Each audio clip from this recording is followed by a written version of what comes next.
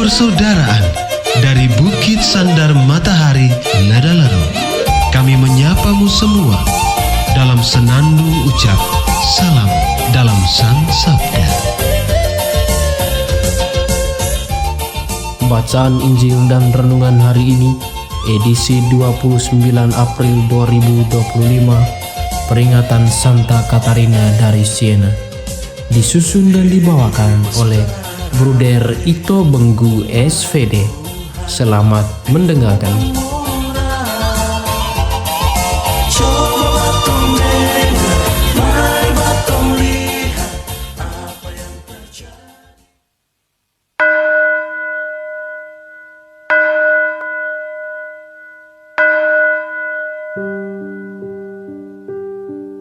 Bacaan dari Injil Yohanes.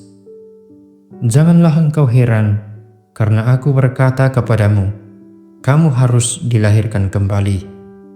Angin bertiup kemana ia mau, dan engkau mendengar bunyinya, tetapi engkau tidak tahu dari mana ia datang, atau kemana ia pergi. Demikianlah halnya dengan tiap-tiap orang yang lahir dari roh. Nikodemus menjawab, katanya, bagaimanakah mungkin hal itu terjadi? Jawab Yesus, engkau adalah pengajar Israel, dan engkau tidak mengerti hal-hal itu. Aku berkata kepadamu, sesungguhnya kami berkata-kata tentang apa yang kami ketahui, dan kami bersaksi tentang apa yang kami lihat, tetapi kamu tidak menerima kesaksian kami. Kamu tidak percaya waktu aku berkata-kata dengan kamu tentang hal-hal duniawi. Bagaimana kamu akan percaya kalau aku berkata-kata dengan kamu tentang hal-hal surgawi? Tidak ada seorang pun yang telah naik ke surga selain daripada Dia yang telah turun dari surga, yaitu Anak Manusia. Dan sama seperti Musa meninggikan ular di padang gurun, demikian juga Anak Manusia harus ditinggikan, supaya setiap orang yang percaya kepadanya beroleh hidup yang kekal. Demikianlah Injil Tuhan, terpujilah Kristus.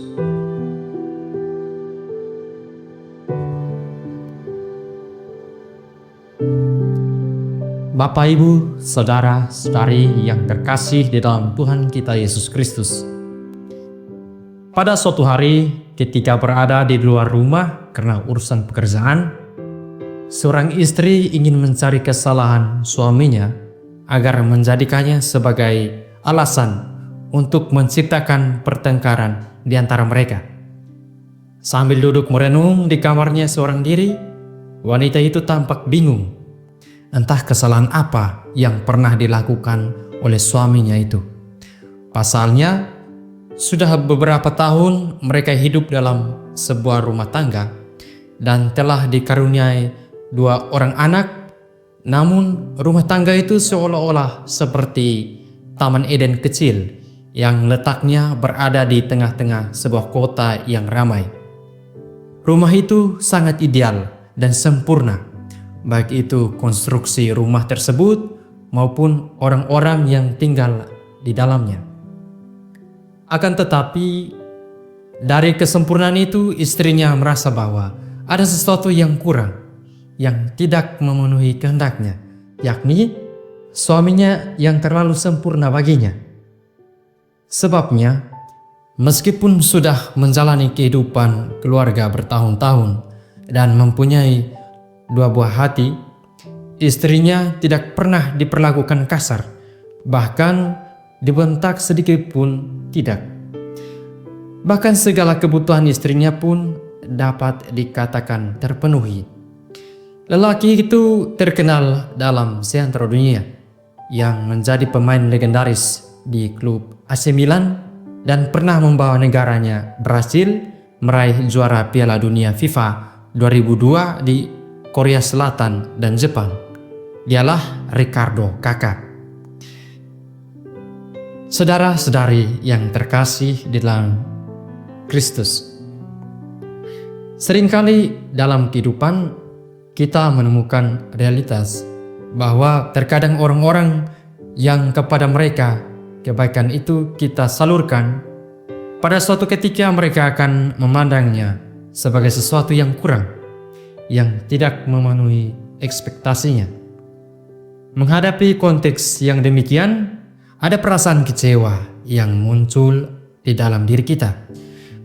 Ada juga perasaan patah semangat untuk berbuat baik kepada sesama, sehingga muncul kata-kata yang mewakili kecewaan itu seperti begini: untuk apa saya berbuat baik kepada orang itu kalau ujung-ujungnya saya mendapat penolakan yang menimbulkan saya sakit hati? Atau ungkapan lainnya, saya boleh berkorban waktu, tenaga, dan finansial saya untuk membantu engkau, tetapi engkau tidak bersyukur dan malah membuat saya kecewa. Hari ini Yesus datang menyadarkan kita. Yesus mau meneguhkan kita bahwasanya kita mestinya dilahirkan kembali dalam roh. Kita mesti mengalami Natal untuk kesekian kalinya di dalam diri kita. Kelahiran kembali di dalam roh berarti kita berusaha untuk meninggalkan sikap kita yang lama, yang patah semangat untuk membantu orang lain dan acuh tak acuh terhadap orang lain. Memang untuk berbuat baik kepada sesama butuh pengorbanan, entah apapun itu, termasuk orang-orang yang kita sayang dan cintai, seperti yang dialami oleh Ricardo Kakak. Namun, bukankah kita dan semua orang menginginkan suatu situasi aman, tentram dalam bumi yang satu ini? Semoga kita semua menjadi berkat bagi setiap orang yang kita temui di mana saja kita berada. Kita perlu menciptakan suatu situasi atau momen yang kemudian menjadi kenangan yang baik. Mungkin dengan sikap kita, tutur kata, dan mimik muka kita yang mesti kita pancarkan dapat membuat orang merasa dihargai martabatnya tanpa memandang status yang digelarnya. Sebab menciptakan kesan yang baik kepada orang akan menjadi angin yang menyegarkan dirinya, dan juga ia dapat menyegarkan orang lain. Lebih baik menciptakan cerita atau pengalaman yang baik kepada orang lain dan mungkin kemudian mendorongnya untuk berperilaku baik terhadap orang lain pula, daripada meneruskan keburukan yang sudah ada di dunia ini. Semoga.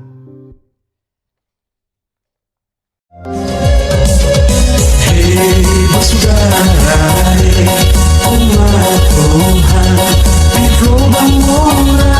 Sahabat-sahabat pencinta Sang Sabda, kita baru saja mendengar bacaan Injil dan renungan edisi hari ini.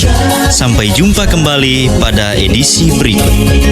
Terima kasih kepada Divisi Kerohanian website Seminari Tinggi Santo Paulus Nedalero.